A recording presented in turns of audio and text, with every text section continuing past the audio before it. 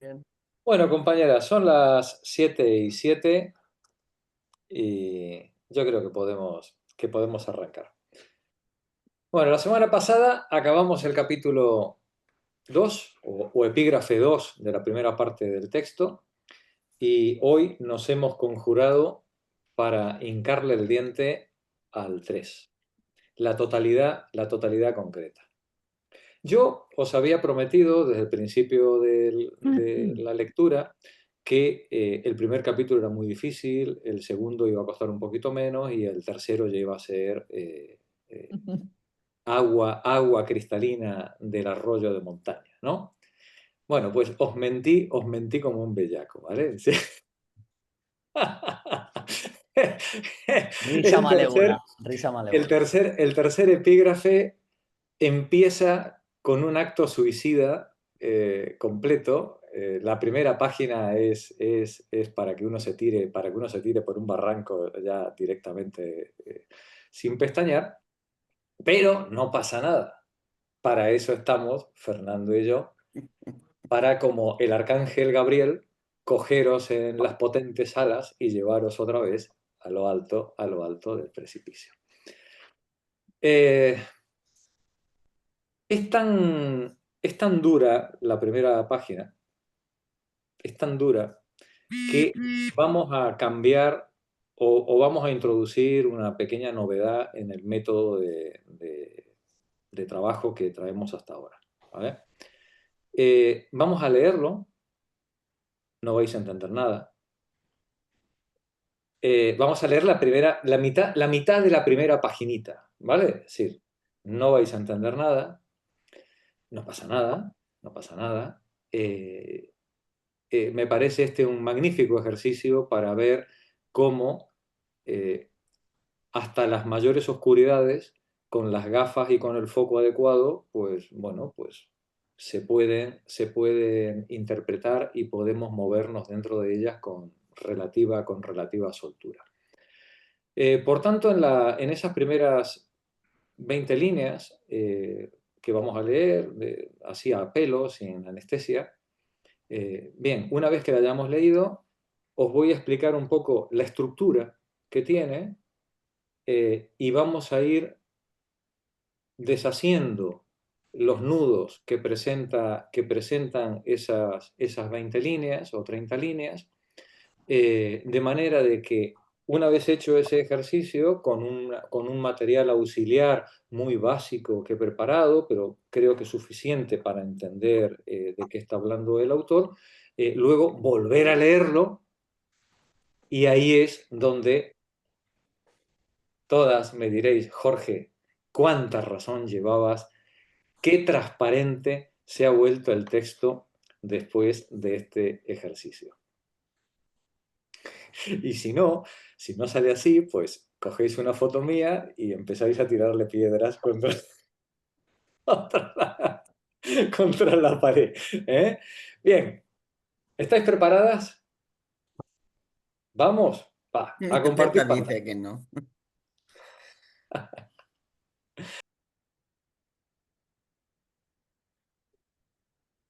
Como veis, en esta primera hoja, yo la he estructurado, he puesto un 1, un 2, un 3 y he puesto al margen eh, una serie de notas que remiten a unos materiales complementarios que vamos a ir trabajando lo mejor que podamos a lo largo de la sesión de hoy. ¿Vale?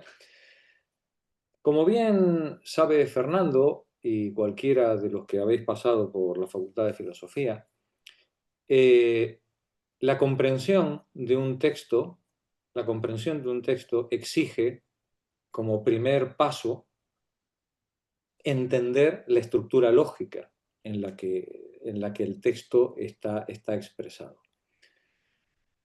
Este es un problema hermenéutico fundamental. Sin comprender la lógica del texto, sin comprender la manera en la que el autor ha expuesto los razonamientos, es prácticamente imposible o por lo menos muy difícil entender el sentido del texto y la argumentación que se está llevando adelante. Y lamentablemente, no siempre los autores expresan, formalizan la estructura lógica de sus argumentos. Lamentablemente, salvo en la filosofía británica, donde la estructura lógica normalmente es explícita, en los textos ingleses están de forma tradicional muy bien ordenados, muy claros, son muy sinópticos, ¿no? Uno en un vistazo rápidamente ve claramente las premisas, la estructura, nudo, conclusión, ¿no? Lamentablemente en la filosofía continental no siempre es así. La filosofía continental tiene un estilo más literario, a veces más poético, va para adelante, va para atrás, y mucho menos si encima los autores, como en el caso de Marx, pretenden hacer ejercicios de tipo dialéctico. Bueno, pues a veces es difícil, a veces se hace muy duro poder acceder a la estructura lógica. Pero que sirva estos primeros minutos para que seáis conscientes de que cada vez que os enfrentéis a un texto y digáis, esto no se entiende, el primer esfuerzo que tenéis que dedicar es a analizar la estructura lógica, cómo el autor ha dividido, eh, aunque sea de forma no explícita, el texto, cómo está dividido el argumento en partes, en secciones, en premisas, en nudos, en conclusiones. Es el primer paso absolutamente imprescindible para poder acceder a cualquier texto filosófico y mucho más a los textos en los que esa estructura no es evidente o no ha sido voluntariamente hecha evidente por su autor. Por eso yo lo primero que he hecho aquí es poneros un 1, un 2, un 3, para que seamos conscientes de que en cada uno de estos párrafos el autor está hablando de cosas relacionadas pero diferentes. Y es importante eh, disolver las dudas que se puedan presentar en cada una de ellas para poder seguir la argumentación.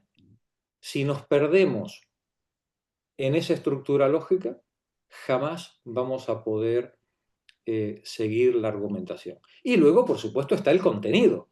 Si aparte de la estructura del texto, si la estructura del texto ya nos presentaba un problema, claro, pues el contenido, pues, ¿qué os voy a contar? En este caso, COSIC debe estar hablando solo para profesores de filosofía, ¿no? Y para profesores de muy alto vuelo, ¿no? No, no para gente como nosotros, ¿no? No, no, no, no, no. Aquí está hablando para gente que sabe mucho, para gente que sabe mucho. Bien, lo cual nos exige, además de ese esfuerzo de comprensión de la estructura, además, disolver los nudos conceptuales, históricos, filosóficos que hay en cada una de las afirmaciones que hace. Dicho lo cual, vamos al Jorge, una pregunta. Di Henry. ¿Podemos acceder a estos textos con estas aclaraciones y cambio de palabras? Es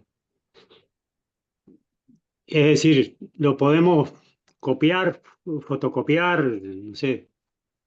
Claro, yo os doy todas las anotaciones mías, dices. Sí, sí, sí. Claro, claro, yo luego os paso el PDF con todo esto. Claro, claro, claro. Ah, está, buenísimo. Está a vuestra disposición. Si no os lo he pasado todavía, es porque como de sesión en sesión voy haciendo nuevas correcciones, claro, era para no daros un material incompleto, ¿no? Pero este material es vuestro, ha sido hecho para todas vosotras. Así que, para bien o para mal, ¿vale? Con, con mayor éxito o con menor éxito. Este material ha sido hecho para vosotras, con lo cual efectivamente dispondréis de él en cuando, bueno, si queréis esta misma tarde, lo que pasa es que no está terminado, ¿no?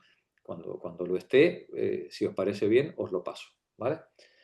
Muy bien, Henry, gracias por el interés. Porque aunque no lo parezca, hay mucho trabajo detrás.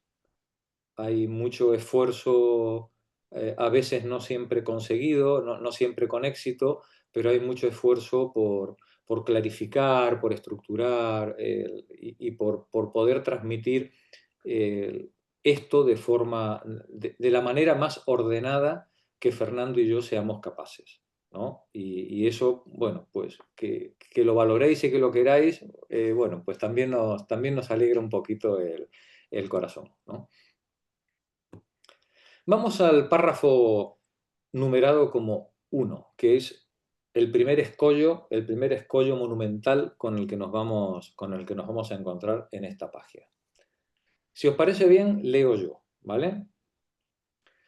La categoría de totalidad que Spinoza ha anunciado por primera vez con su Nature Naturans y Natura Naturata en la filosofía moderna, fue elaborada en la filosofía clásica alemana como uno de los conceptos centrales que distinguen polémicamente la dialéctica de la metafísica. La idea de totalidad que comprende la realidad en sus leyes internas y descubre bajo la superficialidad y contingencia de los fenómenos las conexiones internas y necesarias, se opone al empirismo que considera las manifestaciones fenoménicas y contingentes y no llega a la comprensión de los procesos de desarrollo de lo real. Punto. Sí, ya veo vuestras caras. Tranquilidad, ¿vale? Sí, tranquilidad. En primer lugar, observad que he tachado casualidad, que lo usa el autor en dos partes, la he tachado y la he cambiado por la palabra contingente. Contingente. Según Fernando Soler, la traducción correcta no es la de casualidad, sino la de contingencia. Y la cosa no es menor. Y la cosa no es menor. Porque así como 2 y 2 son 4, reviste una, digamos, es un resultado necesario desde el punto de vista lógico. 2 y 2 solo pueden ser 4 en la aritmética humana que nosotros manejamos. No puede ser de otra manera, ¿vale? 2 y 2 son 4. El hecho de que cuando yo suelto un objeto, lo suelte y caiga hacia abajo, eso responde a una ley de la naturaleza que no es necesaria, sino contingente. Podríamos vivir en un mundo en el que las cosas subieran y no bajaran. No hay ninguna razón lógica por la cual cuando yo suelto algo tenga que caer. Y sin embargo ocurre. Todo lo que ocurre en la naturaleza, todo lo que se presenta de forma fenoménica a nuestra mirada, ocurre de forma contingente. Ocurre, pero podría no ocurrir. Lo que no quiere decir que ocurra por azar o que ocurra por casualidad, que es la palabra que está usando el autor, en la traducción que él ha usado. En la naturaleza, las cosas pueden ocurrir por azar, por casualidad, pero lo normal es que llamemos casualidad o azar a la falta de conocimiento sobre la cadena causal que ha provocado el acontecimiento. Las cosas en la naturaleza responden a una causalidad, no a una casualidad. Las cosas ocurren en la naturaleza porque son efecto de causas anteriores y en esa manera todo lo que hay en la naturaleza desde un punto de vista fisicalista y empirista, reduccionista, como vimos la semana anterior, desde un punto de vista así reduccionista de esa manera, podríamos decir que todo lo que hay es el efecto de alguna causa previa y así hasta el infinito, hasta el arranque inicial, que, según el punto de vista metafísico o teológico en el que nos situemos, pues podríamos llamar Dios o Big Bang o naturaleza increada, en fin, etcétera, etcétera. Bien, entonces nos dice el autor en este parrafito, la idea de totalidad que comprende la realidad en sus leyes internas y descubre bajo la superficie y contingencia de los fenómenos las conexiones internas y necesarias, se opone al empirismo, a ese fisicalismo que solamente mira las manifestaciones fenoménicas y contingentes y no llega, no se plantea la comprensión de los procesos de desarrollo de lo real. Fijaos qué importante es la palabra, ¿no? La palabra contingente, casual, causal, necesario, ¿no? Es decir, qué importante y qué vendidas estamos todas cuando accedemos a un texto a través de una traducción y hacemos un acto de fe pensando bueno, pues que la traducción responde fielmente de alguna manera a lo que dice el autor. Y ya sabéis lo que nos decía Marie, citando a uno de los grandes, ¿no? Traditore, ¿no? El traductor es un traidor que siempre de alguna manera está poniendo otras cosas o más cosas o menos cosas que las que dice el texto original, inclusive con buena voluntad, ¿no? Cada vez que adaptamos un texto a otra lengua, cada vez que se adapta un pensamiento a otra manera de exposición, que es lo que hacemos Fernando y yo, ¿no? Cuando intentamos explicar algo, de alguna manera traicionamos el texto, traicionamos al autor.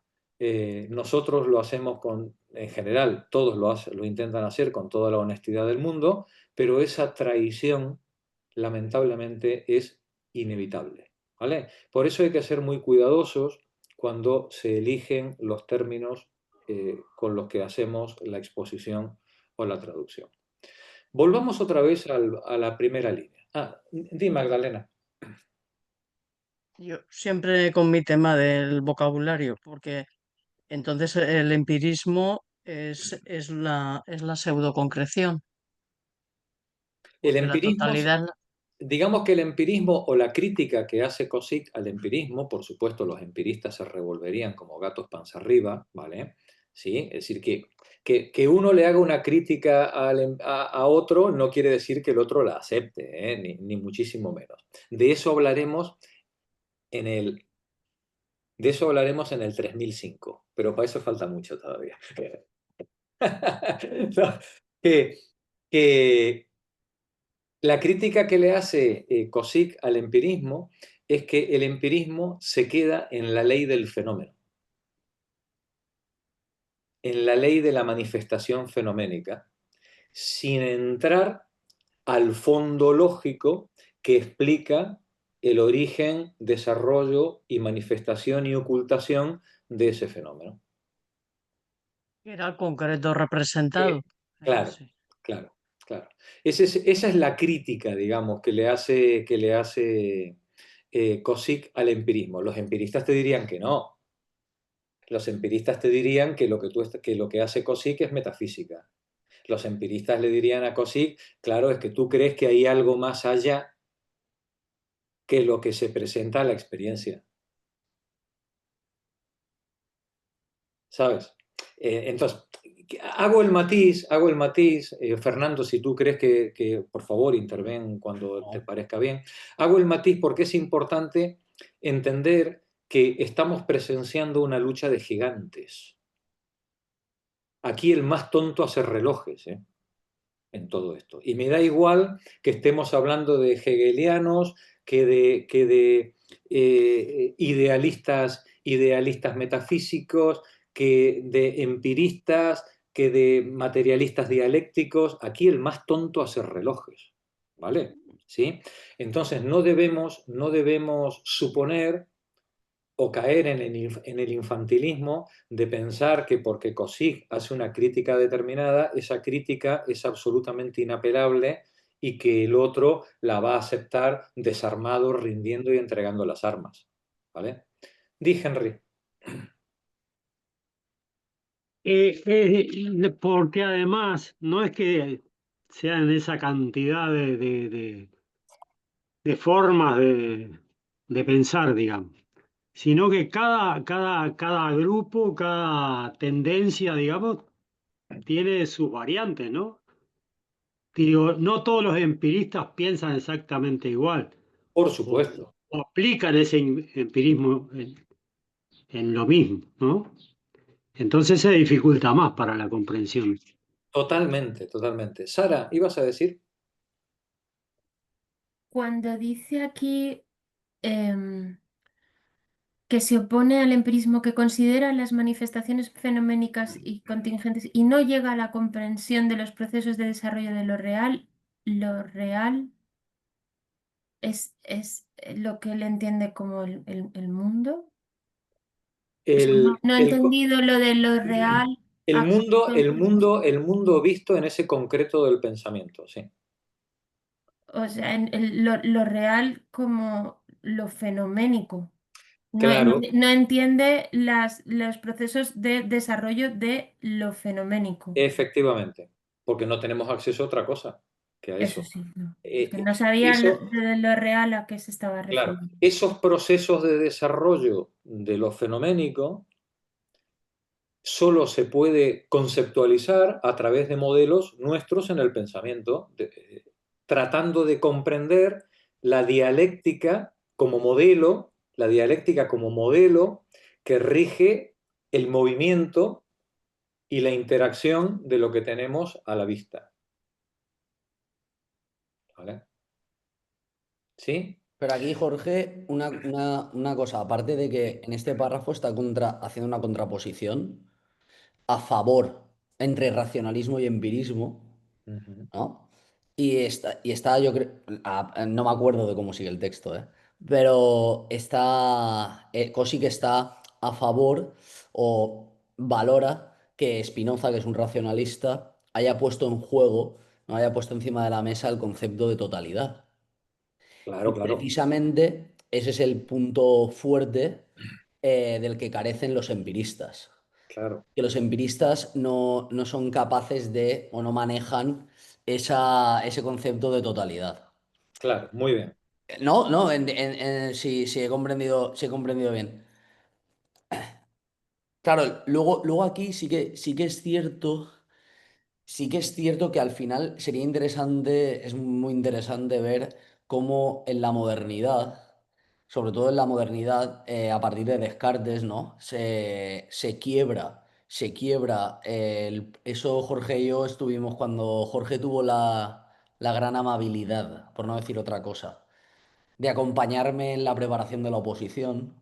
mm, y elaborando los temarios de la oposición, había un tema que era el problema del conocimiento en la modernidad.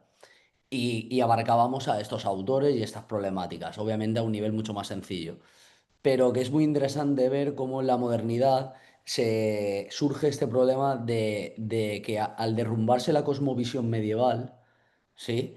Y al nacer la ciencia moderna, desde la filosofía se empiezan a cuestionar realmente que el mundo exterior, ¿sí? El mundo que nos rodea, funcione realmente como pensamos que funciona. Sí, hay una quiebra entre el principio de certidumbre, que es una sensación subjetiva, perdón, subjetiva, de certeza y de seguridad en que tu conocimiento es verdadero, ¿no? Certidumbre, y el principio de verdad, de que realmente, tal y como yo pienso que funciona la realidad, así funciona, ¿no? Eso se quiebra. Y empieza ahí un debate muy interesante sobre cómo podemos conocer y qué podemos conocer. Y aquí, claro, ahí hay unos debates internos bastante fuertes, porque claro, los racionalistas les dan mucha importancia al concepto de sustancia. No sé si esto, Jorge, aporta o va. Ahora, sí, ahora hablaremos de eso, sí. Vale, genial. Porque yo digo, ostras, aquí sería interesante hablar de la sustancia, porque unos la consideran, no sé, una pieza central, sin embargo, los empiristas la consideran una pieza, vamos a decir, más superflua. Claro. Y ahí radica un poco la diferencia respecto a este tema. Y también está el problema tremendo del dualismo materia-pensamiento, ¿no? Claro. Digamos, en la modernidad, como dice Fernando, en la modernidad se rompe la certidumbre medieval con la que veníamos trabajando desde Aristóteles, ¿no? Y da lugar, bueno, pues a un enorme esfuerzo por parte de la comunidad científica y filosófica porque en esa época la ciencia estaba dentro de la filosofía, por aclarar, fijaos, no por aclarar, ya ni siquiera aclarar cómo es el mundo, aclarar de qué estamos hablando. ¿De qué estamos hablando? ¿No? Cuando hablamos de mente, cuando hablamos de cosa, cuando hablamos de mundo, cuando hablamos de realidad, ¿de qué estamos hablando cuando usamos esas palabras? ¿No? Ahí empieza, digamos, este enorme ejercicio que nos ha traído a lo largo de los siglos hasta hoy. Y efectivamente, cuando, retomando claro, lo que decía antes Henry, lo que dice Fernando ahora, claro, cuando hablamos de totalidad, oponiéndolo al empirismo, da la sensación de que estamos hablando de cosas en las que una escuela está pensando de manera radicalmente o muy diferente a la otra escuela.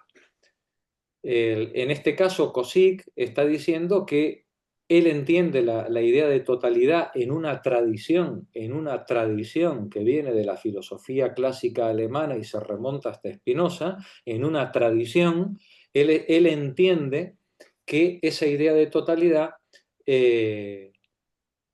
intenta explicar los procesos de desarrollo que da lugar a lo fenoménico tal como se presenta y se oculta, ¿vale? Mientras que los empiristas simplemente harían un análisis superficial de las leyes del fenómeno sin plantearse ese proceso de desarrollo. Jorge, ¿podrías explicar por qué los empiristas, vale, únicamente se quedan en la superficialidad del fenómeno y no ahondan más allá? Bueno, sí podría, pero creo que lo mejor es usar a los mismos empiristas, ¿no? Para que lo ¿Cuál es digan. el argumento empirista para... Digamos que el empirista diría que yo solamente tengo acceso a sensaciones, ¿vale? Yo solamente accedo a sensaciones. Y solamente en el análisis de esas sensaciones, yo puedo ir componiendo de forma inductiva, una representación de lo real, ¿no? De lo que hay en el mundo. Pero primero, el empirista no duda de que su sensación está causada por un hecho externo que tiene entidad propia independientemente de que el sujeto esté mirando o no esté mirando.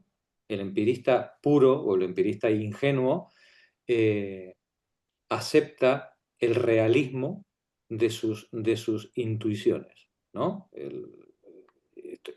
Tuvo que llegar Kant para ponerle límites a ese empirismo ingenuo, ¿no? Pero digamos que un empirista nos diría, esas intuiciones que percibimos provienen efectivamente y materialmente de la realidad y es el único acceso que yo tengo al mundo que me rodea. La única manera de conocer es hacer un análisis uno a uno de esos hechos del mundo que se presentan a mi sensibilidad, ¿no? El racionalista puro, que tampoco ya existe ninguno, por supuesto, faltaría más, ¿no? Un racionalista puro diría que no, que todo lo que afecta a mi sensibilidad es una pura ilusión, fantasía, está todo sujeto a error, y por tanto solamente me puedo fiar de la racionalidad con la que yo pienso esos procesos, ¿no? O esos hechos que se presentan a mí. Pero esto es muy infantil, es muy primitivo y yo creo que ningún racionalista sostendría en pureza eso y ningún empirista tampoco, ¿vale? Es decir, desde luego no los de las escuelas, no los de las escuelas conocidas. En todo caso, lo que sí os voy a mostrar cuando lleguemos a este 3005, que como veis lo he marcado como monismo neutral, y responde a una línea de pensamiento que arranca de Spinoza y llega a Russell y a Whitehead, ¿no? Casi nada, los padres del positivismo contemporáneo, vais a ver que no habíamos quedado en que la línea de pensamiento que pasa por la filosofía clásica alemana y arranca de Spinoza nos lleva a la dialéctica y se opone frontalmente al empirismo. Bueno, pues resulta que ese empirismo, de 1918 a 1930, desarrolla conceptos como el de monismo neutral, en el que va a ser un planteamiento muy spinoziano. Muy spinoziano. Y si el tiempo y la autoridad lo permiten, me gustará que leamos algunos textos con respecto a este monismo. Monismo quiere decir que frente al dualismo, por ejemplo, cartesiano, ¿no? Frente al dualismo de mente-materia, estos monistas van a sostener que la realidad, desde el punto de vista ontológico, que la realidad material que hay en el universo, lo mental y lo material son lo mismo. Son aspectos, caras, facetas de la misma realidad. Que esto lo diga un empirista os pone sobre la pista, o debería ponernos sobre la pista, de que todos estos gigantes del pensamiento, sus diferencias, muchas veces ni siquiera son conceptuales, sino meramente terminológicas. Y que muchas de las diferencias que hay entre ellos son más ideológicas que epistemológicas o científicas. Cuando uno lee a Russell o a Whitehead hablar del monismo neutral al mismo tiempo que se revuelven como gato panza arriba contra el hegelianismo y la dialéctica, a uno se le saltan las lágrimas enternecido, ¿no? Dices, ostra, macho, si la de piruetas que estás haciendo con tal de no dar tu brazo a torcer a la línea hegeliana o marxista, ¿no? Es llamativo, ¿no? Es llamativo porque, claro, cuando al final esta gente piensa en serio sobre el problema que se está planteando, bueno, pues pareciera como que acabamos en Spinoza, de una manera o de otra. Pero quietos, estamos adelantando mucho y estamos saltándonos muchos escalones. Sirva esto como aperitivo, nada más. Vamos a volver otra vez atrás. Y paréntesis, si me oyera decir esto y me oirá algún positivista lógico o algún doctorando o profesor que se haya formado en filosofía de la ciencia, apagará el vídeo inmediatamente diciendo qué de barbaridades está diciendo este analfabeto, no tiene ni idea de lo que está hablando. Hasta ese extremo llega el fanatismo también, y el dogmatismo y el sectarismo en la academia, ¿vale? Así que tranquilidad, no pasa nada. Sí, vamos a hablar con toda la sinceridad que podamos y vamos a ver los autores dentro de lo que podamos un poco qué es lo que nos cuentan ellos de cómo es su planteamiento. Vuelvo otra vez al texto. 1. Estamos en el primer parrafito. 3, 6, 9 líneas, en el primer parrafito, ¿vale? La categoría de totalidad que Spinoza anunció por primera vez con su frase nature naturans y natura naturata en la filosofía moderna fue elaborada en la filosofía clásica alemana como uno de los conceptos centrales que distinguen polémicamente la dialéctica de la metafísica. Acordaos que cuando hablamos de dialéctica estamos hablando de cosas, procesos del pensamiento que ocurren en el pensamiento, ¿vale? Y cuando hablamos de metafísica hablamos de la estructura del ser, de la última realidad que hay ahí fuera, y si existiera o si pudiéramos hablar de ella, daría cuenta de todo lo que existe. Esa categoría de totalidad, la filosofía clásica alemana, cuyo mayor exponente es Hegel, ¿no?, fue uno de los conceptos centrales que distinguen, en una polémica, que distinguen en esa pelea intelectual, la dialéctica de la metafísica. Bien, voy a compartir ahora pantalla con vosotras un textito sobre qué era para... muy básico, muy escolar, ¿vale? Es decir, estamos hablando de textitos muy escolares, para poder entender un poquito Spinoza de qué estaba hablando con natura naturans y natura naturata, ¿vale? Vamos a ver algo muy sencillito, ¿eh? Comparto.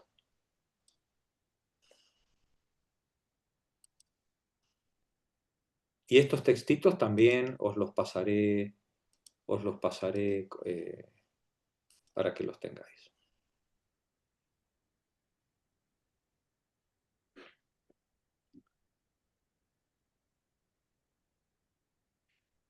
Natura naturans, que viene a querer decir naturaleza naturante o creante, y natura naturata como naturaleza naturada o creada. Esa sería la traducción al latin Spanish, ¿no?, de ese texto, de ese título. En la filosofía de Spinoza, natura naturans y natura naturata son dos conceptos referidos a dos aspectos de una misma realidad, y son fundamentales para comprender su metafísica de la sustancia. Nos hablaba antes lo importante, nos decía Fernando, lo importante de entender el problema de la sustancia. Son fundamentales para comprender su metafísica de la sustancia, Dios o la naturaleza. Ahora veremos, cuando leamos un poquito más, que el concepto de Dios en Spinoza no tiene absolutamente nada que ver con el concepto de Dios en la teología cristiana, ni en el judaísmo, ¿vale? En la teología cristiana, en el Antiguo Testamento, tanto en el judaísmo como en el cristianismo, que comparten el Antiguo Testamento, recordemos que en el Génesis Dios está navegando por encima de las aguas, está navegando encima del caos, está flotando encima del caos, y a partir de ese momento ordena la creación. Dios está separado de la creación. En la teología, en nuestra herencia judeo-cristiana, Dios está aparte de lo creado. En Spinoza no. En Spinoza, Dios y la naturaleza son una y la misma cosa. Dios le llama a Dios, a la masa o a la sustancia que abarca todo lo que existe, como potencia, además, autotransformadora, y llama naturaleza a los hechos particulares, a los entes, a los acontecimientos que se dan dentro de esa sustancia. Digamos que la naturaleza es el despliegue histórico de esa sustancia. ¿Os suena? Claro que os suena, porque Hegel va a coger una idea muy similar a la de Spinoza. De hecho, Spinoza es el padre de toda la filosofía contemporánea a partir del siglo XVII. ¿Vale? Entonces tenemos un concepto de Dios en el que Dios es en sí, es eterno, esa sustancia. No estamos hablando de un Dios creador con voluntad, vengativo, perverso, sanguinario, como el Dios judeocristiano, no, eso es una cosa muy primitiva. Estamos hablando de una potencia, de una sustancia que en su propio ser contiene toda la naturaleza, todo lo que existe tal como es. Y si es eterna, os daréis cuenta que el mismo concepto de desarrollo tampoco tiene mucho sentido. En esa sustancia eterna, todo lo que hay en su despliegue es en acto. Si este Dios, si esta sustancia fuera consciente, todo lo que ocurre, todos los hechos anteriores, posteriores, hasta el infinito y desde el origen, todo está exactamente en el mismo instante. Está en su ser. Todo está en su ser. ¿Vale? La naturaleza no es más que los infinitos atributos o modos en los que la sustancia se particulariza, digamos, la sustancia infinita se expresa a través de los entes particulares. Vamos a ver con más detalle. Esto, Jorge, esta posición se llama panteísta, ¿no? Bueno, sí, le acusaron. De hecho al pobre Spinoza no solamente le acusaron de panteísta, sino de ateo. Le acusaron de ateo porque ¿cómo que eso de un Dios sin voluntad? Porque si tú sacas a Dios y ya no lo separas de la naturaleza y lo haces que sea la misma naturaleza, lo que te has hecho es cargarte a Dios. Te has cargado a Dios. Te has cargado a Dios, ¿no? Si le has quitado la voluntad y encima además lo has metido dentro de todo lo que existe, pues el señor Ockham, Poca cosa. el señor Ockham sacaría la navaja y diría, pues aquí me está sobrando uno, ¿no? En todo esto. Pero bueno, Spinoza no llega a eso, ¿eh? No sé si no llega a eso por miedo a la hoguera, o porque realmente era un hombre religioso de tradición judía que, bueno, de alguna manera, pues tenía un sentimiento de creencia en Dios, que le impedía, digamos, renunciar a él. Natura naturans, naturaleza naturante. Definición. Se refiere a Dios, poner a Dios siempre entre comillas, ¿vale? No estamos hablando de ese Dios vengativo. Se refiere a Dios en cuanto causa libre, activa y productora de todo lo que existe. ¿Qué quiere decir causa libre? Que no hay ninguna razón. ¿Os acordáis cuando hablábamos antes de la contingencia, de la causalidad? En Dios no hay causalidad. Dios es la causa de todo lo que existe. Él es el inicio. Esta sustancia detrás de ella no hay nada. No hay ninguna causa previa. Ella es en la eternidad y en acto todo lo que existe. ¿Vale? Todo lo que existe. Se refiere a Dios en cuanto causa libre, activa y productora de todo lo que existe. Es la sustancia infinita con sus infinitos atributos, de los cuales los seres humanos, tan limitaditos que somos, solo conocemos el pensamiento y la extensión, el pensamiento y la materia, ¿no? Solo conocemos eso, pero Dios es muchas cosas más que todo eso. Pero nuestra limitada humanidad solamente puede llegar a atisbar esas dos cosas, pensamiento y extensión. ¿Qué función tiene la naturaleza naturante? Es el principio creador y la potencia activa de toda la realidad. Realidad como lo que se presenta a los seres finitos que somos nosotros.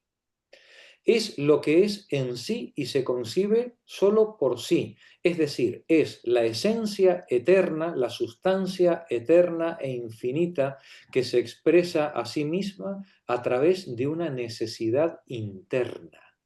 No hay nada fuera de esta sustancia que cause el movimiento o los cambios dentro de la sustancia. Todo lo que se produce dentro de la sustancia lo es por necesidad interna. ¿Os suena? Claro, otra vez Hegel, ¿no? Y el pensamiento dialéctico, ¿no? Es decir, estamos ante un modelo, ante una manera de comprensión de la realidad en la que todo lo que hay tiene que ser posible dar cuenta de ello a través de un desarrollo interno, ¿vale? No solo de mera causalidad o contingencia. En resumen, la naturaleza naturante, la natura naturans, es la causa inmanente de todas las cosas. ¿Y qué es la naturaleza tal como nosotros la concebimos? Pues la naturaleza creada. Todos los entes finitos y sus procesos, todos los hechos que se manifiestan, se muestran dentro de esa natura naturans.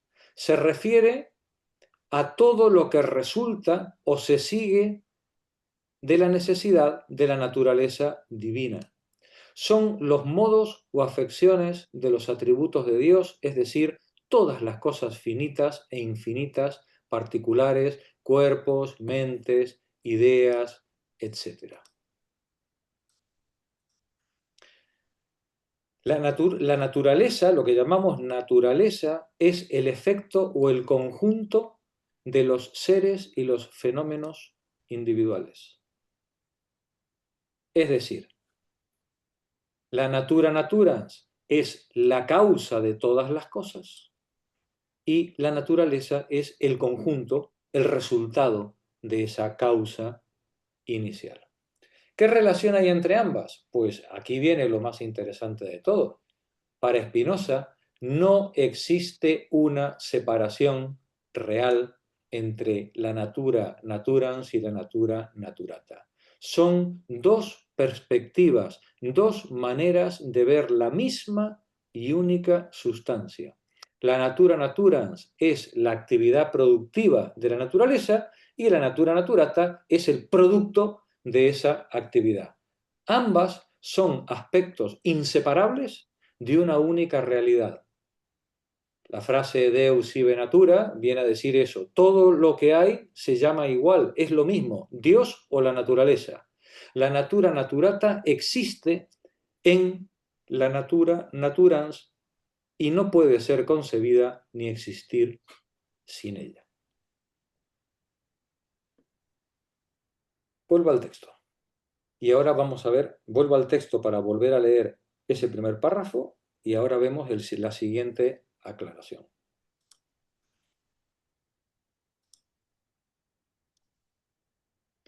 Decíamos que la categoría de totalidad de Spinoza, que Spinoza ha anunciado por primera vez con su natura naturans y natura naturata en la filosofía moderna, fue reelaborada, podríamos decir, reelaborada en la filosofía clásica alemana como uno de los conceptos centrales que distinguen polémicamente a la dialéctica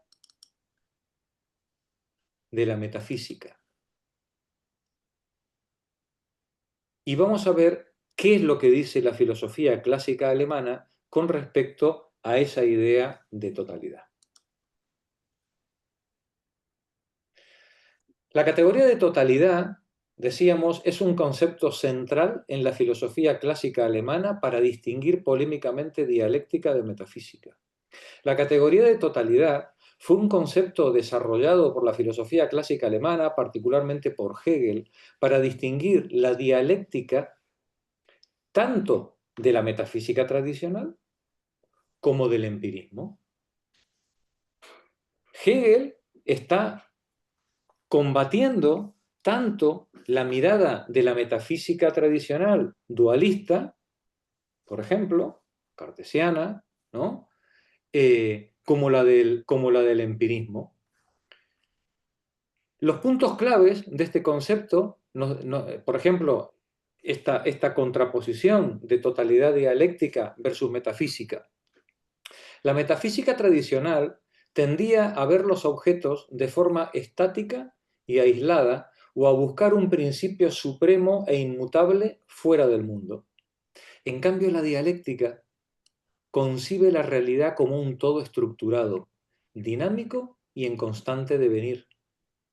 Frente a una concepción del mundo de la metafísica tradicional, aislada, atómica, eterna, que de alguna manera por fuerzas externas, sean las del pensamiento, la de Dios o la causalidad, es lo que da cuenta de lo que existe, en la dialéctica se concibe la realidad como un todo estructurado, dinámico y en constante devenir. Además, esta idea de totalidad reconcilia las oposiciones, las contradicciones. Para la dialéctica, la totalidad no excluye la contradicción, lo individual, lo único, lo unilateral, sino que los integra esas contradicciones y los fenómenos individuales como momentos necesarios dentro de un proceso de unidad sistemática. Y además, la categoría de totalidad es una crítica al empirismo. La noción de totalidad también se opone a la idea empírica de que la realidad es simplemente un conjunto de hechos aislados y autónomos. La filosofía, desde el punto de vista dialéctico, sostiene que ningún hecho individual puede entenderse completamente si se le aísla del todo estructurado del que forma parte.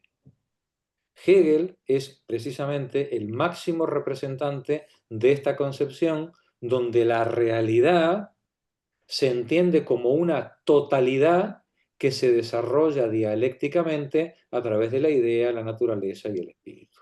La verdad es la totalidad en su proceso, solo a cuyo final el todo es o puede llegar a ser verdaderamente lo que es. Y volvemos al texto. Perdonad este ir y venir de un fragmento a otro, pero es necesario poner la lupa sobre cada una de las palabras que Kosique está utilizando, porque como os dais cuenta, en 6 líneas, el tío ha remitido a 400 años de historia, ¿no? De historia del pensamiento, ¿no? Que nosotros de forma muy escolar estamos tratando de explicitar. Y ahora, Sara, dime si es verdad que esto se ha vuelto cristalino en este momento, este parrafito, estas 6 líneas. La categoría de totalidad que Spinoza había anunciado por primera vez con su Natura Naturans y Natura Naturata fue elaborada por la filosofía clásica alemana como uno de los conceptos centrales que distinguen polémicamente la dialéctica de la metafísica. Ya veis, parecía que era incomprensible, ¿no? Bueno, pues ahora ya tenemos los códigos para entender de qué nos está hablando este autor. Y sigue diciendo, la idea de totalidad que comprende la realidad en sus leyes internas, y yo pongo el paréntesis para poder comprender la estructura lógica del argumento, la idea de totalidad que comprende la realidad en sus leyes internas se opone al empirismo que considera las manifestaciones fenoménicas y contingentes y no llega a la comprensión de los procesos de desarrollo de lo real. Vuelvo a leer. La idea de totalidad, desde el punto de vista dialéctico, que comprende la realidad en sus conexiones internas y descubre bajo la superficie y contingencia de los fenómenos sus conexiones internas y necesarias, se opone a la mirada del empirismo que solamente ve las manifestaciones fenoménicas y contingentes desde un punto de vista atomístico y no llega o no se plantea la comprensión de los procesos de desarrollo, los procesos de despliegue de lo real.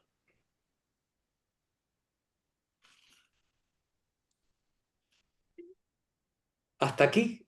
¿Con puerta de seguridad, como dice Fernando? ¿Sí? Bien.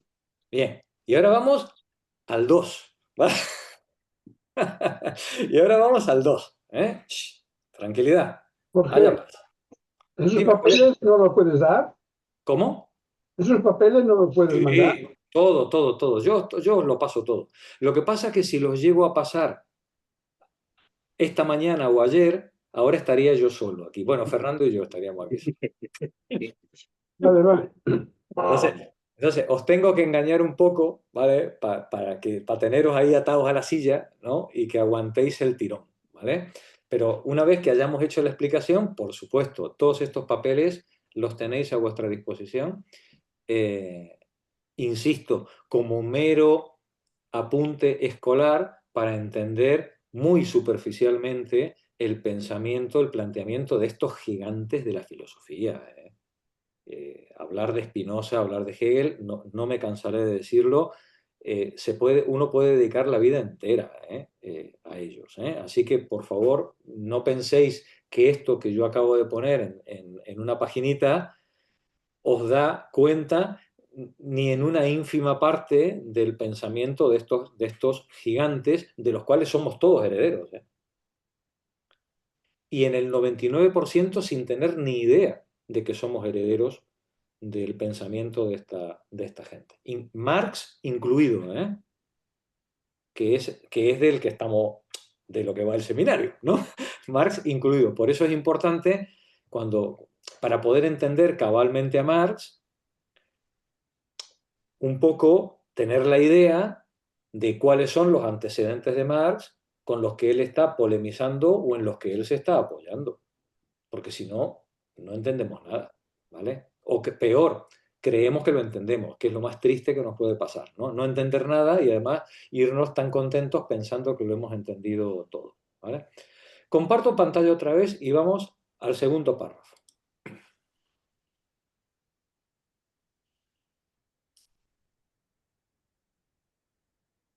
Dicho lo cual, desde el ángulo de la totalidad, desde el punto de vista de la totalidad, se entiende la dialéctica de la regularidad y la contingencia de los fenómenos, de la esencia interna y de los aspectos fenoménicos de la realidad, de la parte y el todo, del producto y de la producción. Fijaos qué curioso. El autor, el traductor, en este caso, dijo: desde el ángulo de la totalidad se entiende la dialéctica de las leyes y de la casualidad de los fenómenos. Otra vez, ¿no? No estamos hablando de leyes, estamos hablando de regularidad, estamos hablando de el orden que nosotros percibimos en el fenómeno que se presenta ante nosotros y sobre el que pensamos y conceptualizamos.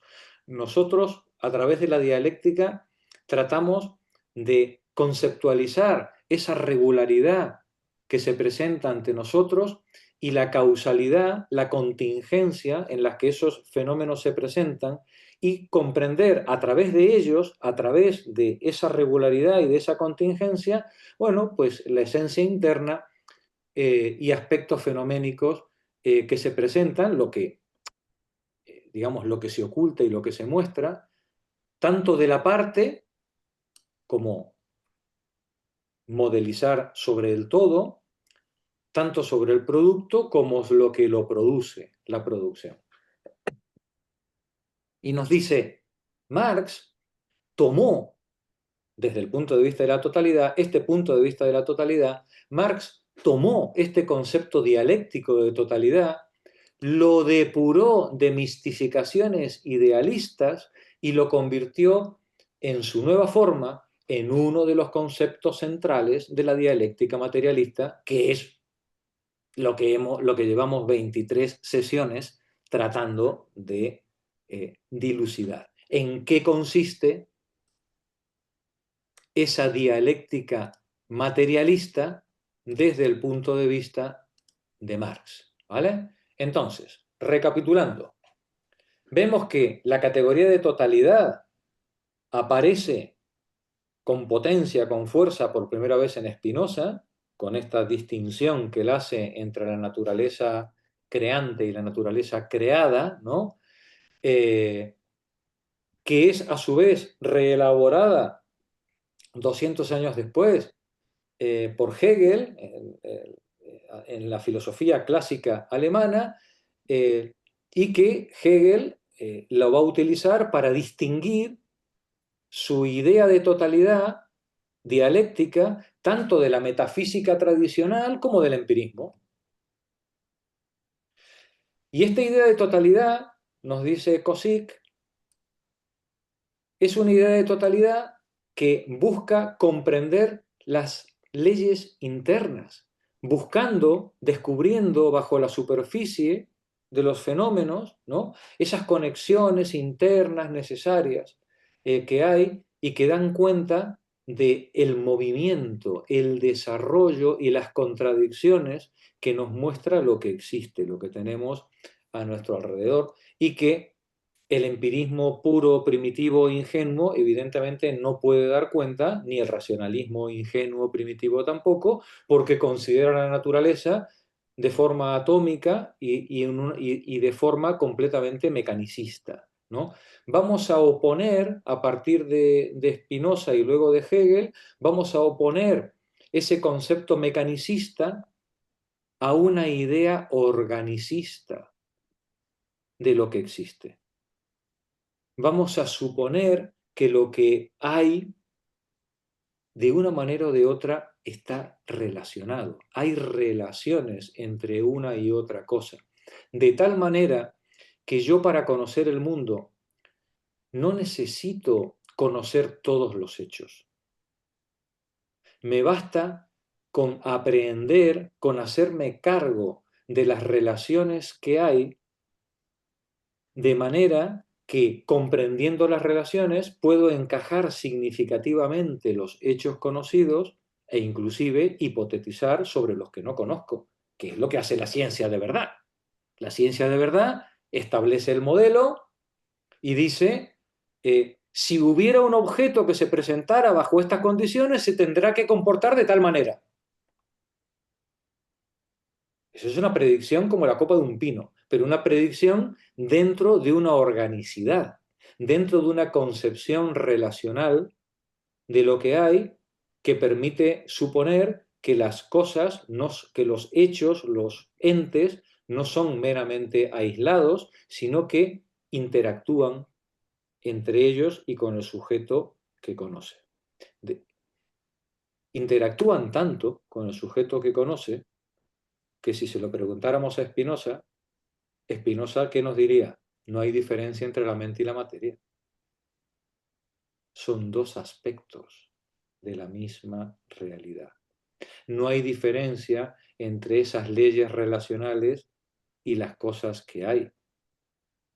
Son dos aspectos, dos maneras de mostrarse la misma sustancia. Pues bien, esa categoría de totalidad de Spinoza fue reelaborada por la filosofía clásica alemana para distinguir la dialéctica de la metafísica y del empirismo primitivos. Y nos dice el autor, desde ese ángulo, desde ese punto de vista de la totalidad, entendemos la dialéctica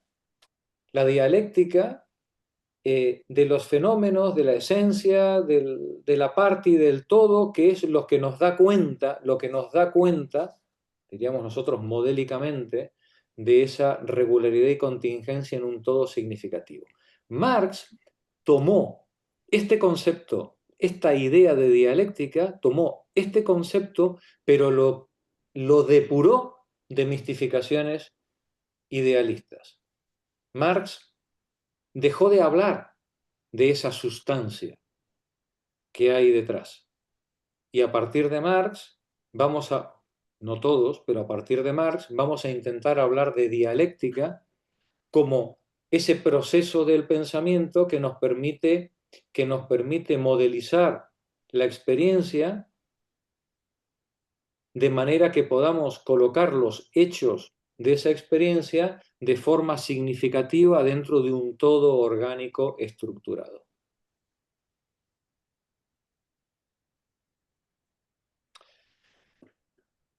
Y hay una nota a pie de página que es veneno puro, pero que no me voy a resistir a que la analicemos. Una detallada exposición del punto de vista de la totalidad como principio metodológico de la filosofía de Marx es dada por Lukács en su famoso libro Historia y conciencia de clase. Y llegados a esta nota 13, ¿cómo no vamos a ver qué es lo que dice Lukács con respecto a la totalidad? Y mucho menos, ¿cómo nos vamos a perder qué es lo que dice Lukács con respecto a la conciencia de clase?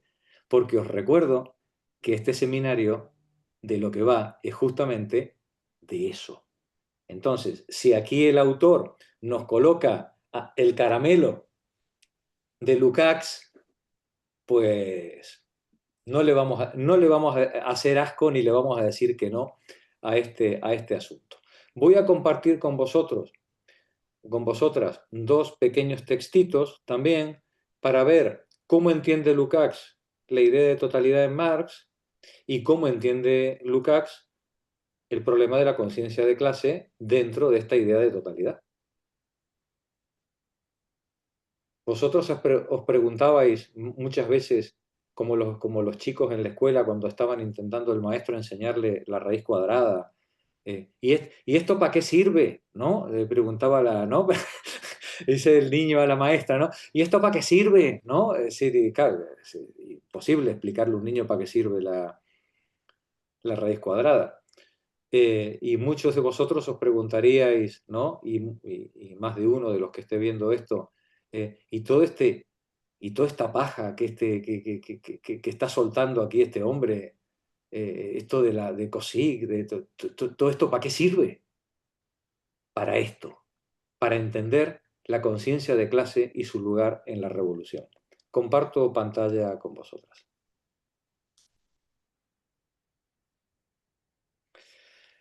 El punto de vista de la totalidad es un concepto central en la filosofía de Lukács, especialmente desarrollado en su obra Historia y conciencia de clase.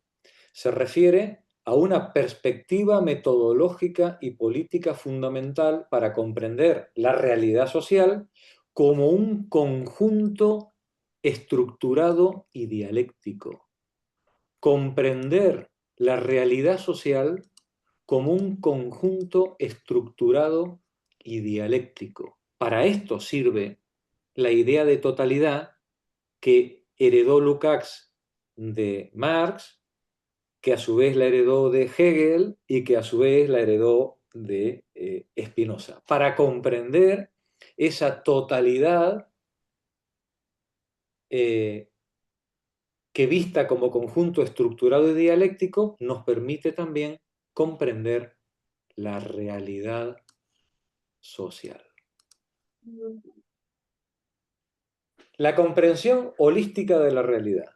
Para Lukács, la realidad no es una colección de hechos aislados, sino un todo interrelacionado. La realidad es un todo interrelacionado. Cada aspecto o fenómeno solo puede entenderse en relación con los demás y con la estructura social global. El punto de vista de la totalidad implica ir más allá de la superficialidad de los fenómenos y descubrir las relaciones internas y las leyes que rigen el objeto de estudio. Por ejemplo, lo que nos traía hasta aquí, la sociedad capitalista. Este concepto de totalidad, este punto de este mirar, este obsesionarse por mirar siempre desde el punto de vista de la totalidad, es una crítica radical a la ciencia burguesa.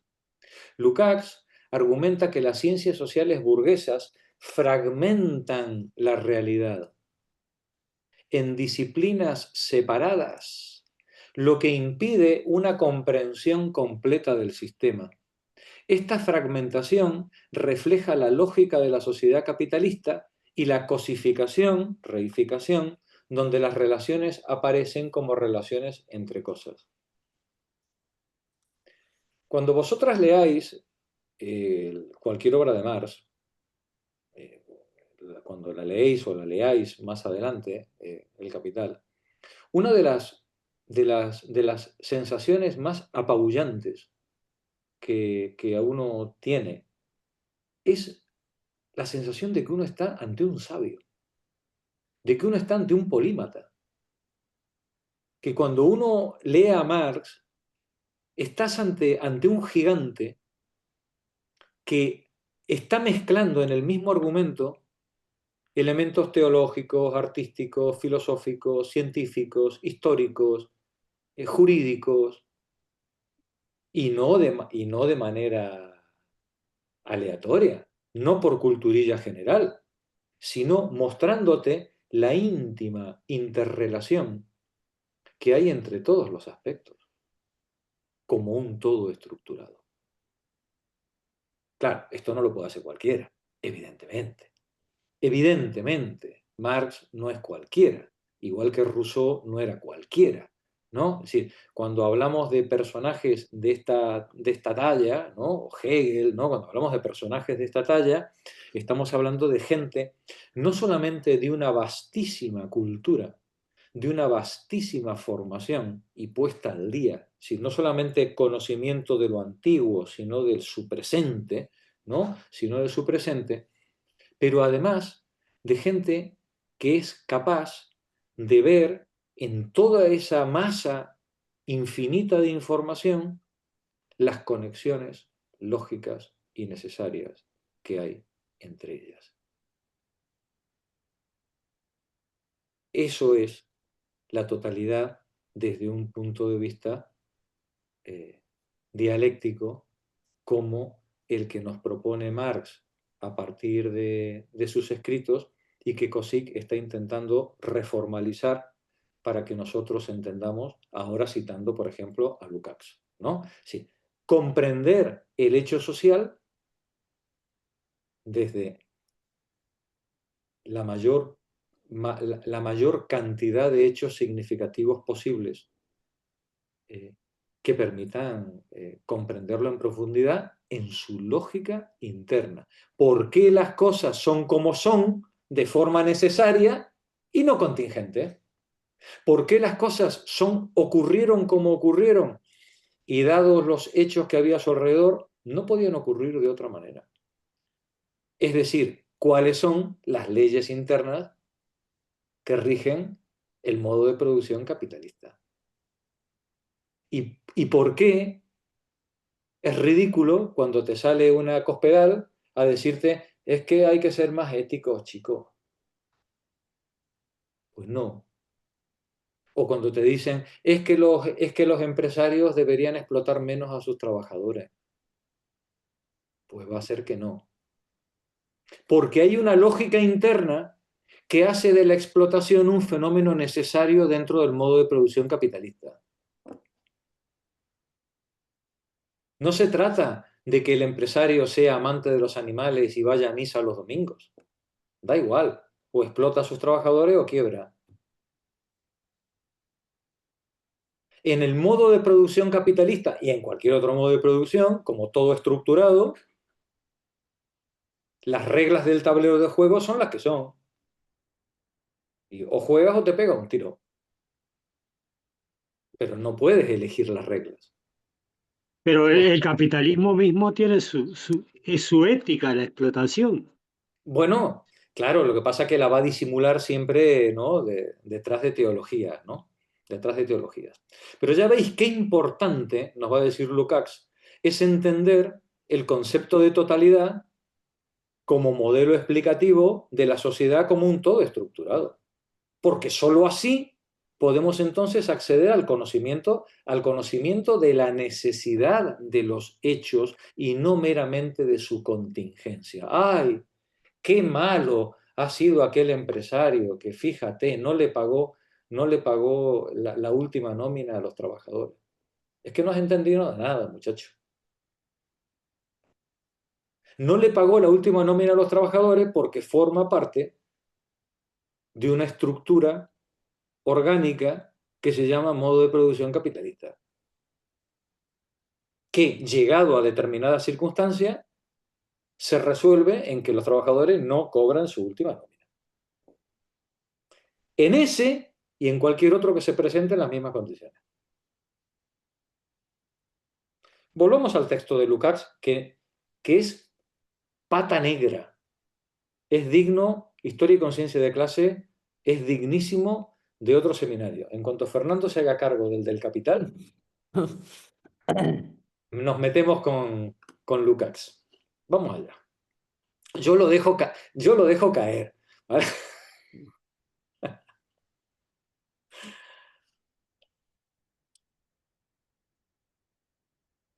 Decíamos que el punto de vista de la totalidad es una crítica a la ciencia burguesa porque las ciencias sociales burguesas fragmentan la realidad en disciplinas separadas, impidiendo una comprensión completa del sistema. Esta fragmentación refleja la lógica de la sociedad capitalista, donde las relaciones sociales pues, aparecen como relaciones entre cosas. Pero además, el punto de vista de la totalidad implica una novedad. Así como en el sujeto de conocimiento clásico, de la metafísica clásica, el sujeto y el objeto están separados, ya visteis con Spinoza que el sujeto y el objeto son dos caras de la misma realidad. Hay una unidad de sujeto y objeto. Cuando nosotros conocemos, no solamente conocemos, sino que conocemos a través de la manipulación de lo que hay fuera, nos decía Cosick, nosotros conocemos manipulando lo que hay fuera y transformando lo que hay fuera nos transformamos a nosotros mismos, porque somos parte de un todo estructurado. El concepto de totalidad es crucial para superar la separación entre el sujeto que conoce y el objeto conocido. Desde este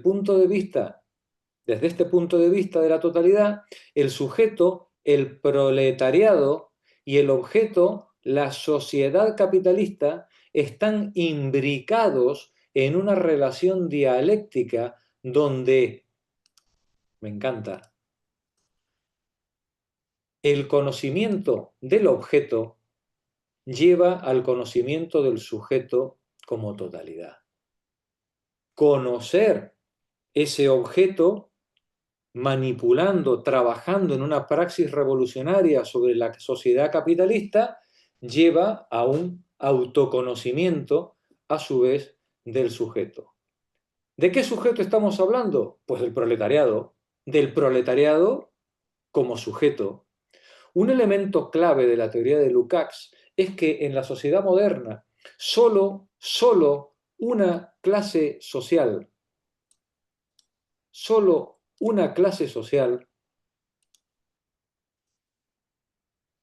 es capaz de adoptar verdaderamente el punto de vista de la totalidad.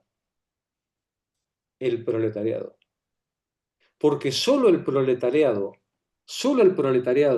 solo los oprimidos, los explotados, tienen la intencionalidad de comprender las leyes profundas que rigen de forma necesaria la estructura de opresión en la que están insertos y, por tanto, transformarla. A la ciencia burguesa no le interesa un pito esto. ¡Hombre! ¿Cómo va a tirar piedras sobre su propio tejado? Solo el proletariado puede adoptar de forma honesta el punto de vista de la totalidad. Hoy, desde 1920, luego si tenemos tiempo veremos a Russell o a Whitehead. Desde 1920, sobre todo desde Einstein, ¿no? El punto de vista de la totalidad fue asumido también por la ciencia burguesa, pero no de forma dialéctica. Nos va a decir Cosick, sino de forma metodológica. Simplemente decir, pues bueno, pues el todo está relacionado, el todo es más que las partes, ¿no? Y entonces siempre buscando esa unidad del conocimiento, pero sin intentar encontrar las leyes de despliegue necesario de ese todo organizado que es la realidad y mucho menos la realidad social. Por eso nos dice Lukács, solo el proletariado es capaz de adoptar verdaderamente el punto de vista de la totalidad. Y entonces distingue entre conciencia de clase, esto ya es terminología, esto ya es fraseología Lukács, entre conciencia de clase posible y conciencia de clase, ¿cómo le llama él? Empírica o real, digamos, conciencia de clase real, ¿no? Dice, ¿qué diferencia hay, dice Lukács, entre la conciencia de, o digamos, cómo ve el mundo el proletariado de forma normal, estándar? Pues como Cosick, en su práctica cotidiana, el proletariado vive preocupado, diría Cosick, ¿no? Pues Lukács nos va a decir que en su práctica cotidiana el proletariado vive con una concepción empírica de su ser, de su pertenencia a una clase, pues que le hace tener una mirada distorsionada, no solamente sobre lo que es el todo del modo de producción capitalista, sino de su lugar dentro de ese todo. Y así le hace percibirse como clase media, por ejemplo, ¿no?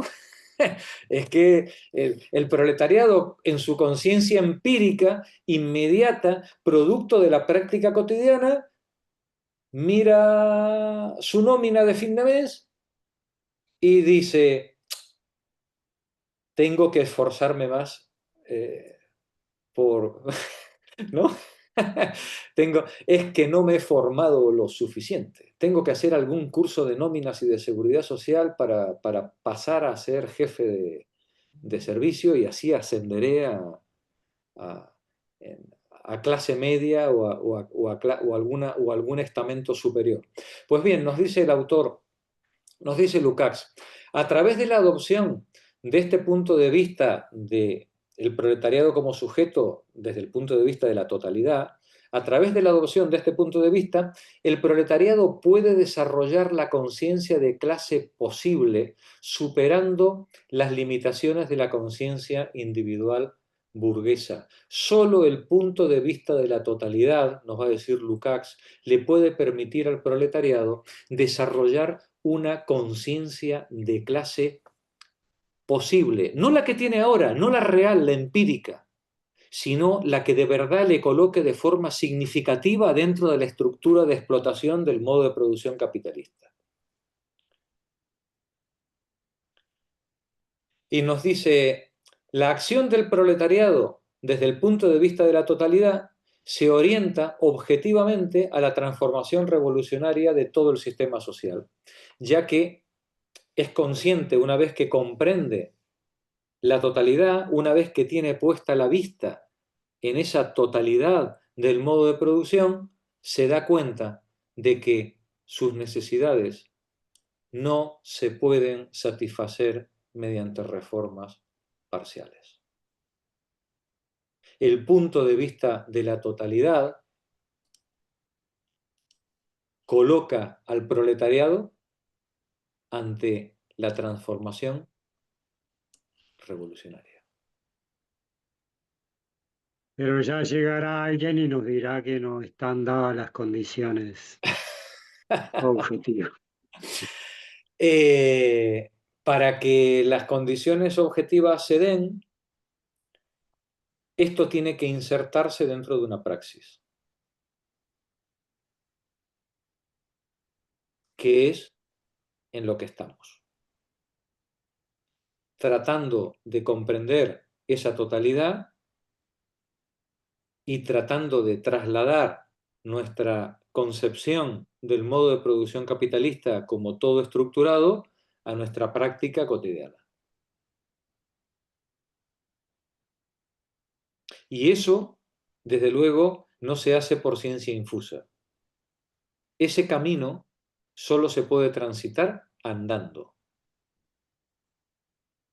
En resumen, el punto de vista de la totalidad es una exigencia metodológica y un imperativo revolucionario que permite una comprensión dialéctica y profunda de la realidad social con el fin de transformarla.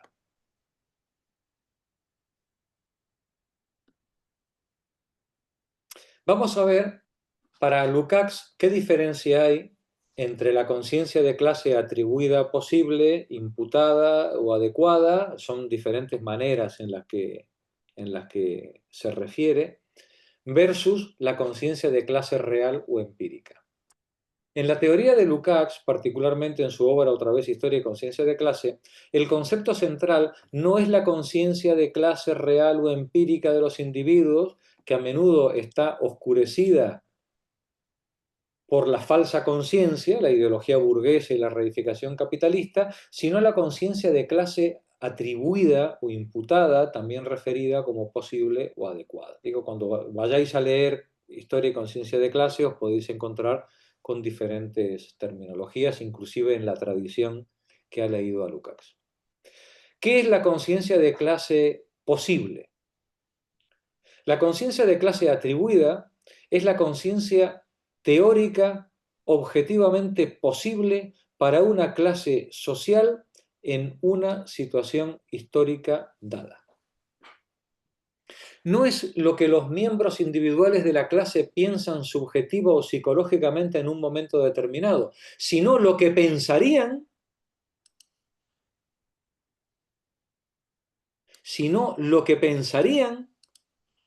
si fueran plenamente conscientes de su situación histórica y de los intereses objetivos de su clase. ¿Qué debería pensar un obrero o un cocinero de McDonald's? ¿Cómo debería ver el mundo y su práctica cotidiana? Pues esa es la conciencia de clase posible o atribuida que debería tener, la teóricamente objetiva. ¿Qué función tiene este concepto? Este concepto ideal y normativo sirve como punto de referencia para analizar la brecha, para analizar lo que nos separa, la brecha entre la conciencia empírica, la real, que tienen los pobres sujetos de a pie, y su potencial revolucionario. Es proyectiva, diseñada para proyectar una realidad alternativa y la posibilidad de transformación. Tiene una fuerte influencia hegeliana y busca la totalidad o una visión de conjunto de la sociedad, lo cual es esencial para la emancipación de la clase obrera. ¿Y cuál es la otra conciencia empírica, real, en la que andamos todos los pobres mortales de a pie? Bueno, pues es la conciencia fáctica, subjetiva y fragmentada que los individuos o la clase en su conjunto manifiestan en su vida cotidiana, influenciada por la ideología dominante.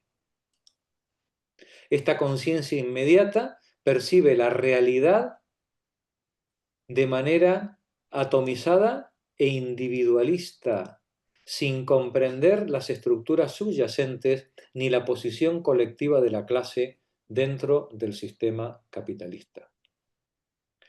Para Lukács, el objetivo del marxismo y del partido de vanguardia es ayudar a la clase obrera a pasar de la conciencia empírica, clase en sí, a la conciencia atribuida, clase para sí misma, momento en el cual se logra la unidad de la teoría y la práctica, haciendo posible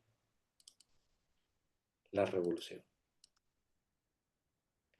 En resumen, la conciencia de clase posible o atribuida es un concepto esencial para entender cómo una clase puede trascender su estado inmediato y fragmentado para convertirse en el sujeto consciente de la historia y la revolución. Todo lo cual no es posible sin una mirada de totalidad.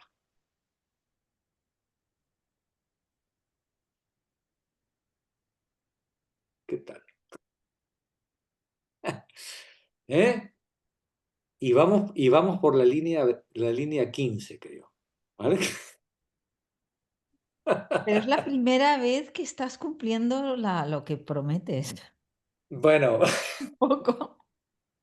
Porque desde que tú dices, esto va a quedar claro cristalino hasta lo que luego pasa. hasta que queda cristalino, ¿no? Y esta vez yo no digo cristalino, pero sí que es verdad que me está pareciendo súper interesante.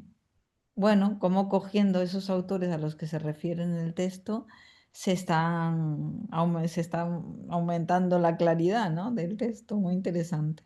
Vaya tela, ¿eh? Vaya tela todo lo que hay detrás. Y lo de Lucas, vamos, yo no tenía ni idea quién era, no había oído hablar nunca de él y me está pareciendo súper interesante. Bestial, Lukács, ¿eh? George Lukács. Vuelvo a compartir pantalla con vosotras, volvemos al texto, ¿eh? Y ahora sí, por favor, espero poco menos que una ovación, ¿no? Decir, Cosic, Cosic, te amamos, te adoramos, que claro, ¿no? Te entendemos ahora. ¿Eh? Vamos allá.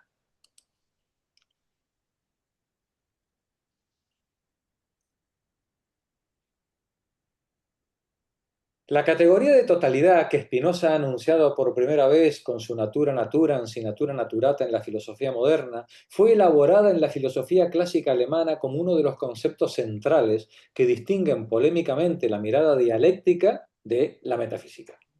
La idea de totalidad, que comprende la realidad en sus leyes internas y descubre bajo la superficialidad y contingencia de los fenómenos las conexiones internas y necesarias, se opone al empirismo atomista, mecánico, que considera las manifestaciones fenoménicas y contingentes y no llega a la comprensión de los procesos de desarrollo de lo real.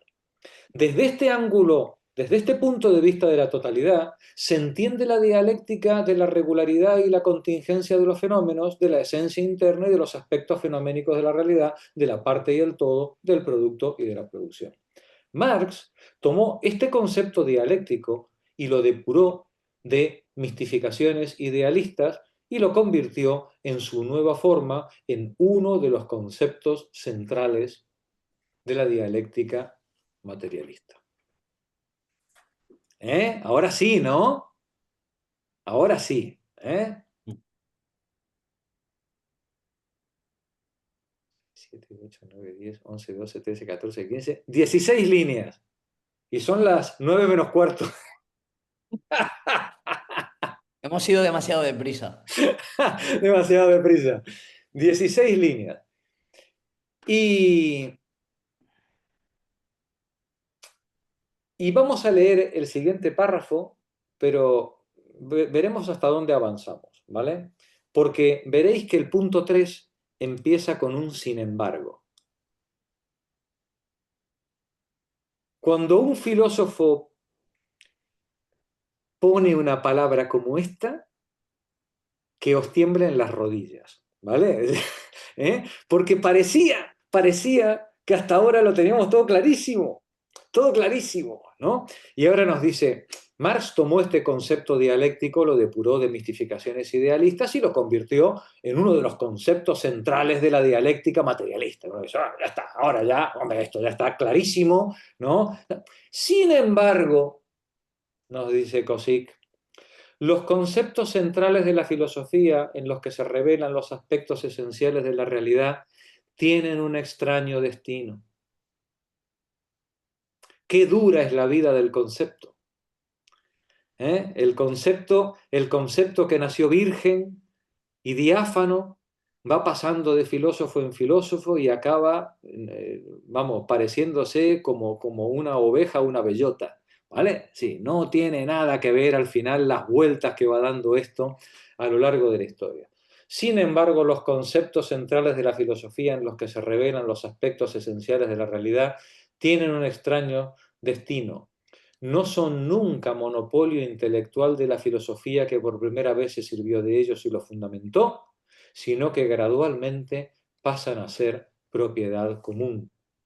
El pobre autor que inventó el concepto, Spinoza, Hegel, Marx, le dio una definición, pero en cuanto se pone en el ágora el concepto en la plaza pública, y empieza a pasar de boca en boca, se pierde la propiedad del concepto.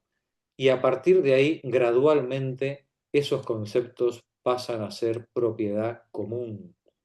La difusión o aceptación de los conceptos, o el proceso mediante el cual un concepto adquiere notoriedad universal, entraña al mismo tiempo su metamorfosis.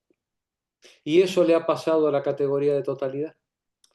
También la categoría de totalidad ha alcanzado en el siglo XX una amplia resonancia y notoriedad, pero a la par con ello se ha visto expuesta continuamente al peligro de ser entendida de manera unilateral y transformarse así en su opuesto, es decir, en dejar de ser un concepto dialéctico, que es lo que ha hecho la ciencia contemporánea a partir de, bueno, y sobre todo la filosofía positivista, ¿no? El, el positivismo lógico, que es lo que ha hecho a partir pues, de principios del siglo XX. Se ha acogido a la idea de totalidad, porque no había otra manera de entender la realidad, pero eliminando o tratando de ignorar que esa totalidad dialéctica es un concepto. Y por tanto, entendiendo la totalidad como meramente una suma de hechos individuales de los que empíricamente hay que decir cosas con sentido y siempre referidos a la experiencia. La dirección principal en la que en los últimos decenios se ha ido modificando el concepto de totalidad ha sido su reducción a exigencia metodológica y a una regla metodológica en la indagación de la realidad. ¿Qué es lo que ha pretendido la ciencia? Dejémonos de dialécticas y de esos conceptos marxistas y perroflautistas, ¿no? Hegelianos, y vamos a asumir que la totalidad o digamos que la experiencia siempre debe concebirse dentro de un horizonte de totalidad, pero como mera metodología, como una regla de indagación de la totalidad. Es decir, que lo que estamos experimentando siempre es una parte, siempre es una fracción de la realidad y nunca vamos a tener acceso al todo y por tanto nunca vamos a tener un conocimiento o no es posible hacer un conocimiento de ese todo, porque siempre encontraremos, siempre habrá un hecho que esté fuera de nuestra experiencia. Esta degeneración del concepto ha desembocado en dos trivialidades. Una, afirmar que todo está en conexión con todo, y otra, afirmar que lo importante está en el todo, que si hemos dicho que empíricamente no podemos acceder a él, solo podremos acceder de forma mística o como postulado metafísico. Todo está en conexión con todo y todo es más que las partes. Por eso, Eso, sí, di. eso está negando de alguna manera lo relacional, las relaciones. Digamos que la relación Ocultándolo. siempre se va a proponer de forma fragmentaria. Inclusive lo relacional siempre se va a plantear de forma fragmentaria. Pero siempre entendiendo que el mundo es un conjunto de hechos de los que tenemos acceso solo a una parte y que por tanto nuestro conocimiento de las relaciones que podemos percibir son siempre relaciones fragmentarias que nunca nos van a dar cuenta de la totalidad. En lo cual llevan razón. sé que en el fondo, también lo hemos dicho nosotros solo podemos aspirar a un conocimiento asintótico de la realidad. La diferencia es que cuando nosotros planteamos la totalidad, no la estamos planteando nosotros, Dios me libre, digamos, cuando Cauchy está planteando la totalidad a través de la lectura de Marx, ¿no? Nosotros somos meros lectores de ello, ¿no? La idea de totalidad y de relación dialéctica es un postulado intelectual, un modelo que el sujeto impone a la experiencia para ordenarla. Nosotros, Cauchy no pretende en ningún momento que desde el punto de vista metafísico, desde el punto de vista de una sustancia que haya ahí fuera, eso se comporte de tal manera, sino que es la mejor manera que hemos concebido humanamente para poder explicar ese todo estructurado orgánico que se presenta a la experiencia. El positivista, el empirista, dirá que esa proyección del modelo no se puede hacer, porque nuestra experiencia siempre es limitada y fragmentaria.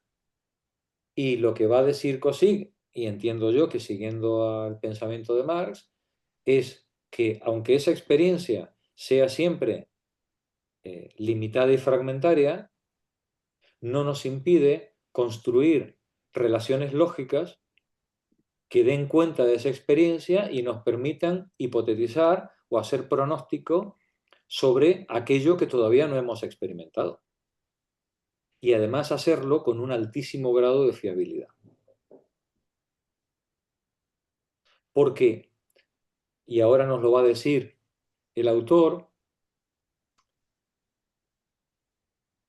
toda filosofía al final se apoya en una concepción de la realidad que no tenemos por qué afirmarla, pero sí la suponemos. La diferencia, digamos, entre la metafísica y la dialéctica es que una metafísica afirma cómo es esa realidad y una dialéctica de este tipo, sin mistificaciones, una dialéctica depurada de mistificaciones idealistas, lo que va a hacer es hacer una suposición de cómo es la realidad para poder ordenar la investigación y la exposición de una manera dialéctica que, bueno, pues que nos dé una cuenta satisfactoria de lo que hay ahí fuera. Pero no se hace metafísica.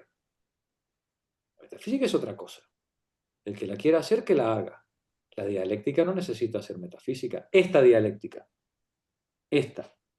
Porque también ha habido, a partir de Hegel, concepciones dialécticas que han hecho afirmaciones sobre la realidad, ¿no? de carácter metafísico. Esta no lo necesita. Y se separa de la totalidad que pueda plantear el empirismo, lo veremos la semana que viene, con más cuidado, se separa de esa concepción empirista de la totalidad en el sentido de que nosotros siempre vamos a suponer que todos los hechos que se presentan en la experiencia no solamente forman una totalidad, sino que son un todo ordenado. Y descubrir ese todo, descubrir esa ordenación o hacer hipótesis sobre cómo es esa ordenación, porque realmente descubrirla no podemos porque no tenemos acceso a ella, pero sí podemos hipotetizar cómo es esa ordenación y someter la experiencia, es en lo que va a consistir la tarea científica. Y veremos la semana que viene que por muchos pinitos y por muchas contorsiones circenses que quiera hacer el positivismo lógico, al final va a caer en la misma concepción, solo que sin utilizar la terminología hegeliano-marxista. Pero eso, como decía una presentadora de televisión española, eso va a quedar para después de la publicidad. ¿Vale? Bueno,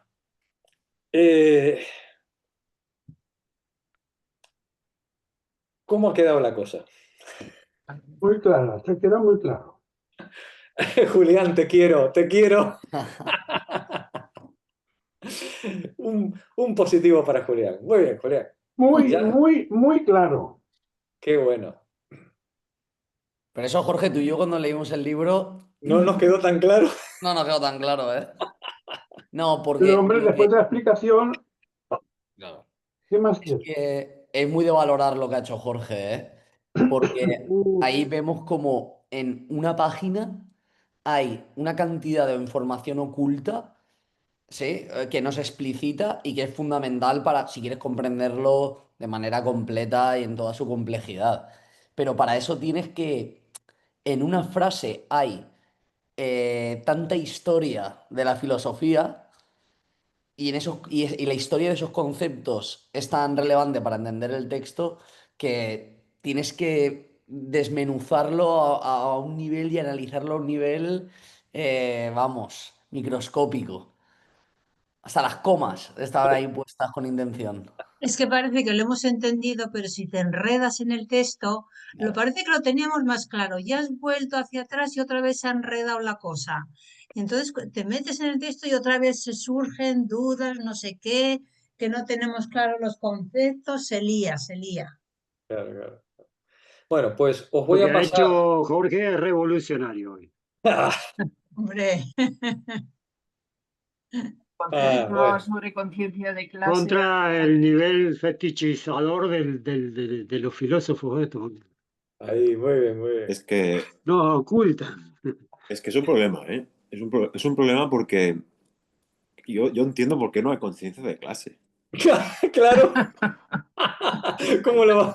Para llegar ¿Cómo a lo su va a ver? comprensión. Es muy Es difícil. que- qué bueno. y mira que le ponemos horas y ganas y buena intención. Sí que sí, que es difícil. Mira que le ponemos ganas, ¿eh? Mira que le ponemos ganas. Muy bien, Joan.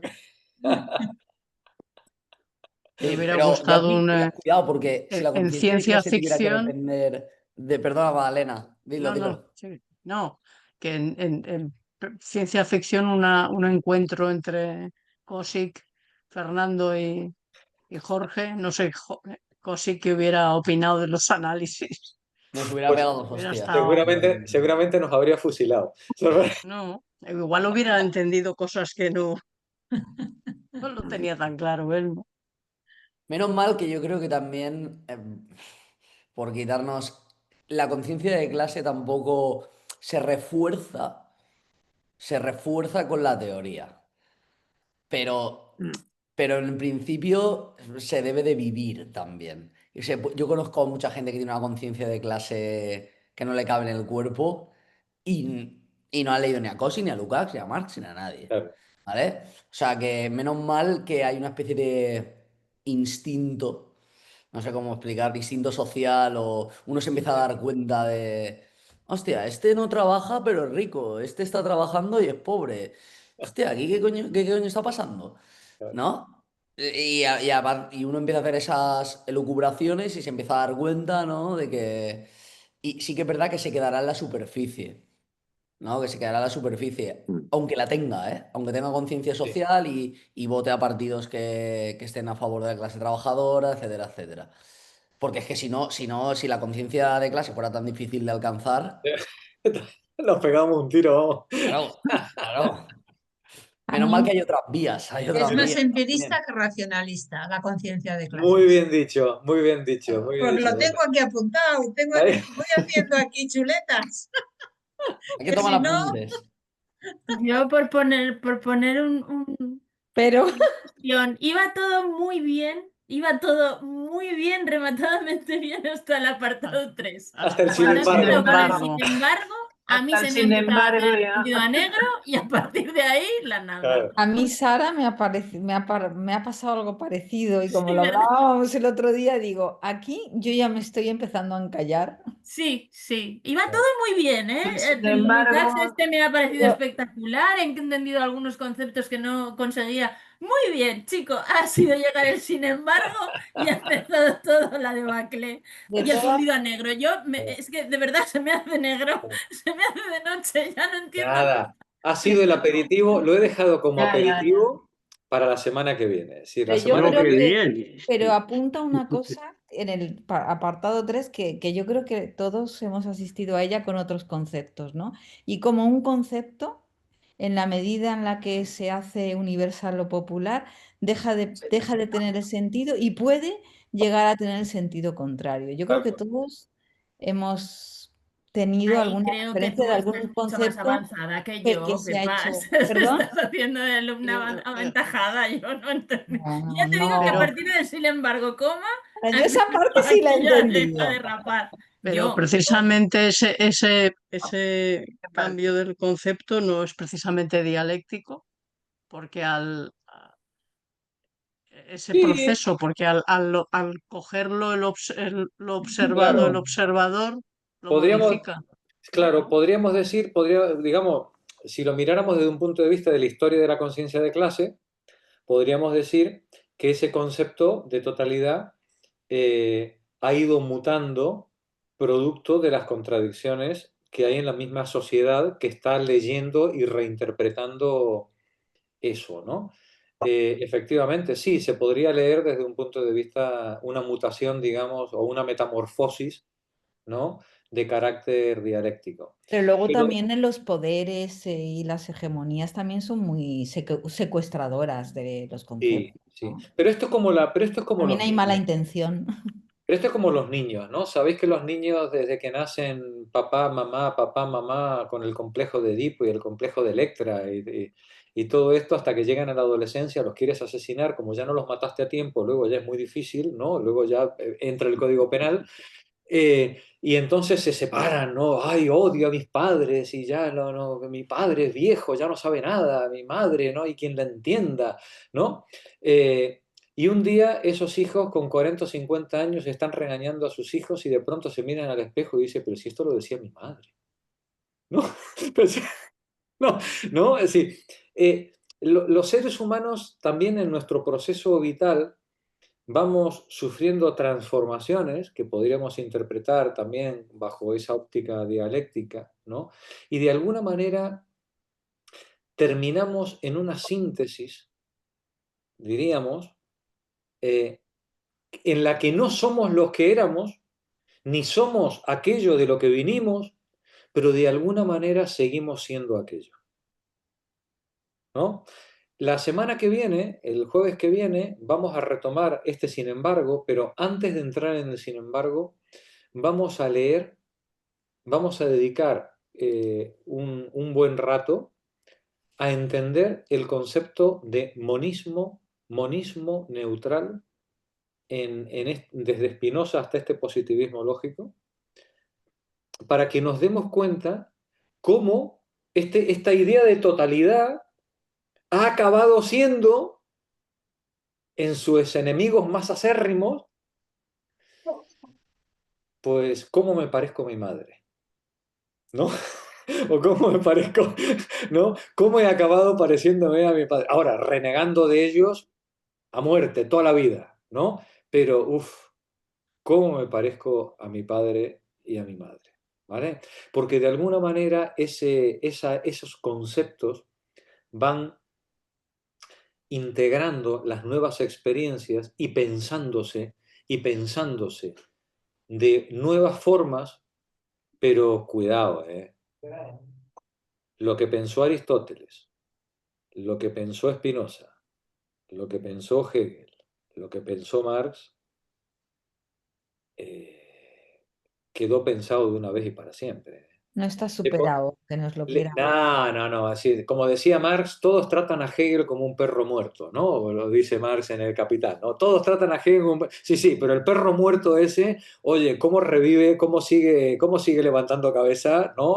Uno una vez y otra también.